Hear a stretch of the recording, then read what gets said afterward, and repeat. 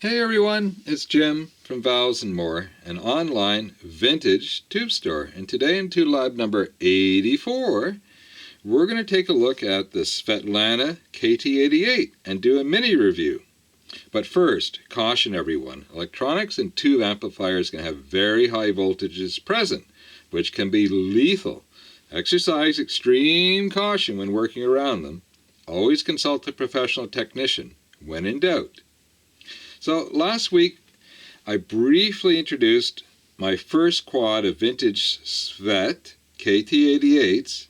It took 2 years of collecting this difficult to find tube until I finally found a matched quad.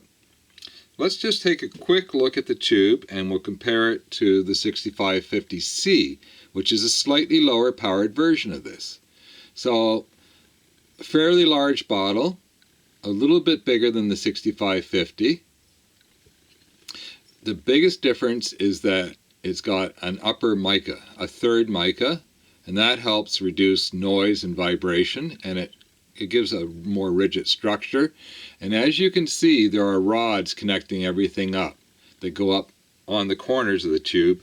And on the slightly lower powered 6550, this is the C model, the one you want, it doesn't have any of that and none of the top structure. Other than that, they're very similar tubes. They both have double top getters, and if you look at the plate structure, you can see that they're almost identical. So they probably use very much the same manufacturing equipment for the plate structures, but there's a difference. So let's just grab the original data sheets. Now, I'm not going to stay long on the paperwork. I know nobody likes to see paperwork, so let's just back out. These are the original St. Petersburg data sheets. So we've got a gold-plated grid, which is a nice thing. Gold is your number one conductor. It's the gold standard for conductivity. These are really great. These are modern data sheets. They're beautifully laid out. My God, the day that the original St. Petersburg plant closed was a disaster for the tube world. The vintage St. Petersburg Svetlana tubes were uniformly beautifully made. They were reliable. They sounded amazing. So what's left is to be treasured. I would put Svetlana up there along with Mullard, Telefunken, Sylvania. They were definitely one of the greats. Okay, so this is the 6550. So absolute maximum ratings. No fooling around there. So it can take 685 volts on the plate, and in triode mode it can go 425. And of course in triode connection, the tube's probably running in Class A. That's why the voltage is so much lower. In Class A, the tube's running 100% duty cycle. Now, over here, this is the biggie. This is our important number, plate dissipation. It can handle 36 watts. Okay, let's grab the other one. So this is the big boy, the KT88. It's also got a gold-plated grid, and it can handle 800 volts on the plate, and instead of 36 watts, it can go up to 42. So it's not a lot more powerful, and in many applications like the Wilsonton R8, for example, you can't use this extra voltage because it's running an EL34 as the alternative power tube, and you can't bring it up to 42 watts. But you can use it in many amps that are designed for the 6550, simply because it'll just be an overrated tube. It'll plug in and it'll bias up like a 6550, and it'll work just fine and sound great. And you'll have a tube that'll probably last a long time as a result because it's overrated, right? Okay, enough with the data sheets. How did it sound? Well, it's been a while since I did a sound review. I've changed my review format a little bit because I wanted to include all of the standard tracks that I normally listen to. This changes over time. There's a PDF of the earlier version of this up on the website. You can download it. And if somebody would like a listening score sheet with nothing on it, I can put a blank up for you. If you'd like it with all of my current tracks on it, that's fine. Just let me know and I'll put that up for you as well. But right now it just has a few of my standard tracks on it. And of course it's blank down here for you to fill in your own listening notes. So I did the testing on the KT88 in the Wilsonton R8. I used a Sylvania front end. Sylvania made lovely preamp tubes.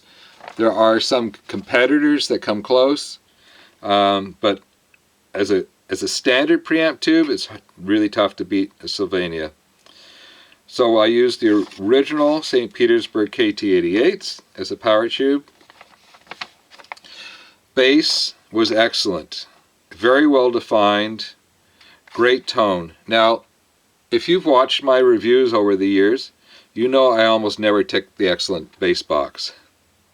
I think maybe I've ticked it once or twice. Sometimes tubes will get up to very good. If there's one thing that tubes don't do well, it's bass. In fact, in general, it doesn't matter whether we're talking about microphones, amplifiers, speakers, tape, records, it doesn't matter. Bass is really tough. Those long, drawn-out bass waves are tough to reproduce. So when a tube hits excellent, you know it's got great bass. Mid-range, very good. The 3 C's, crisp, clean, and clear. The sound just popped. Great drive. That's typical for most KT88s. And I would add that the mid-range was about the same as the 6550C. Treble, 3 C's, very good. Most KT88s, in fact most power tubes, can do the treble quite well. Where they differ is the definition of the tube, the warmth of the mid-range, and how well they handle the bass. And of course their power output, right? And if you're buying new reissue tubes, longevity is a huge issue. I don't deal that much with reissue tubes. In fact, I avoid most of them. I avoid all Chinese power tubes like the plague.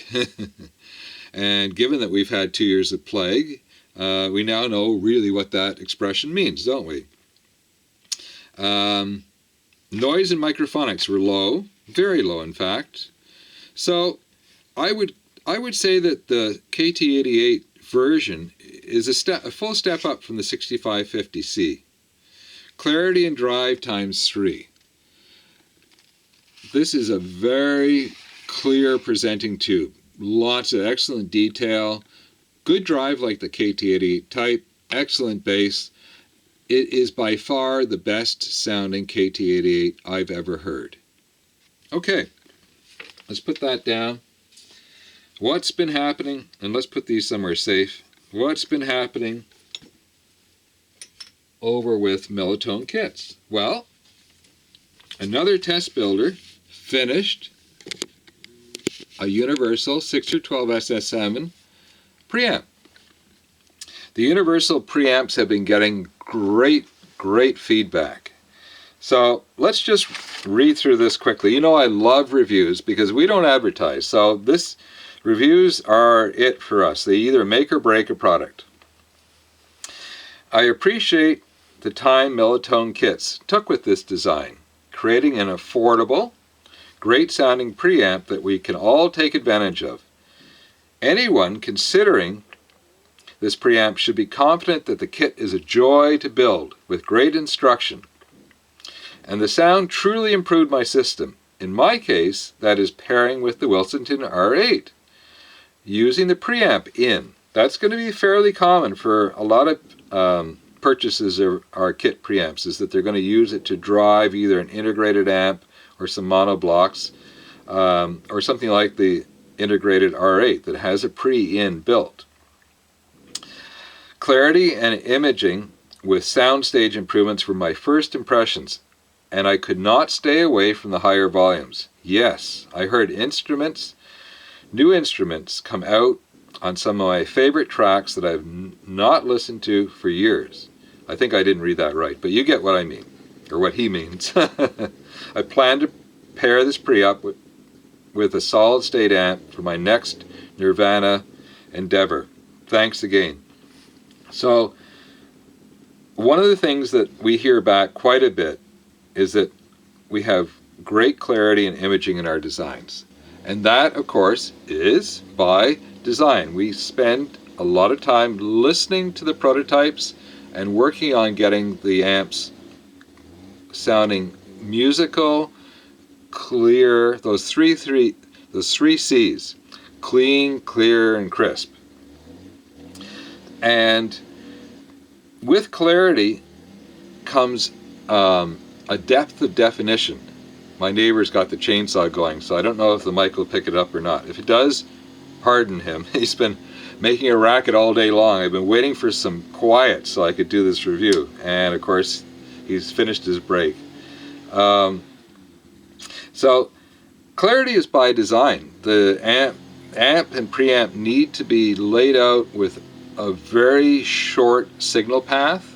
The components need to be of good quality. The tubes, of course, are the amplifier, and they have to be of good quality. The type itself has to be a very clean, clear sounding tube, but we also want them to sound musical and warm. So there's a lot of things that we want to get into a design, which explains why it takes months to bring a new product to market. Anyways, that was a great review. Thank you to another awesome test builder. We couldn't do it without our test builders. Okay, well, my favorite part of the week. What came in? Well, we were just looking at the 6550C, and finally they're back in stock. Now, they're only in the store in the Wilsonton R8 sets, because that's where the high demand is. There's lots of Wilsonton owners that have been waiting for affordable sets to come back into the store. Yes, I know the sets aren't cheap, but remember, there's 9 tubes. And when you're putting 9 vintage tubes into an amp, it's going to add up. So there's a couple of sets in the store now, maybe even 3. I'll have to see. Some of my favorite 6SN7 GTBs came in stock. The Tungsol Tallboys. I love these tubes. They just sound absolutely amazing. And we were talking about detail just a minute ago with the universal preamp. These are, if you love detail, these pair beautifully with the universal. The definition is just to die for. What else came in? Hang on. There's a whole bunch of things. It's been a fairly busy week. More new old stock quads of one of my favorite EL34s. This is rebranded Sylvania, but this is actually the East German RFT. And have a look. If you want to know if a tube is new old stock, have a look at the pins. Look how shiny those are. There's no sign. They've been on a few testers probably over the years, but there's no sign that that's ever been plugged into an amp for any length of time. So I've got 2 quads of these in the store, which is miracle of miracles. It's new old stock, new in the box RFTs. That is unusual. And these sound just amazing. This is after the Mullards. These tie with the Svetlana EL34s. The Mullards do everything well. Do everything great would be a better way of putting it. They're just perfect tubes. It's not surprising because Philips and Svet and Mullard invented the EL34 type. Before that, there was no tube that was anywhere near close to an EL34. So it's not surprising that they got it right. And by the XF2 series, which is what I specialize in, that's the second major series, they perfected the design. So these are essentially East German copies of the Muller too, basically. They're not direct copies, but they stole the technology, I think. I don't think they licensed it. I think they were, you know, East Germany was behind the Iron Curtain, and I think they could do whatever they wanted. Anyways, a couple of quads are in the store. Great tubes, great detail. And only one, there's only one set of the KT88s. I'm working on a second set. These are the second most expensive quad of power tubes that I've got in the store. The only thing more expensive than these are the Mullards. Anyways, if you stay to the very end, I've got some discount codes to help you out. Remember, there's a secret code. Now, congratulations, one of my customers this week got the secret code. And I'm going to give you a hint. I've given it this hint before, but think about these codes the way they sort of progress from Cheers 10 to Cheers 20 to Cheers 30. Ah, okay, so now you probably know what the secret code is. I love giving discounts to good customers. Returning customers, I just love seeing you guys grab a discount. Much of my business is returning customers. So I've got flat rate shipping around the world at $20. And if your order is $150 or more after discount, the shipping's on me, folks. Stay safe, everyone. Have fun. This is Jim from Valves and More signing off. Cheers, everyone.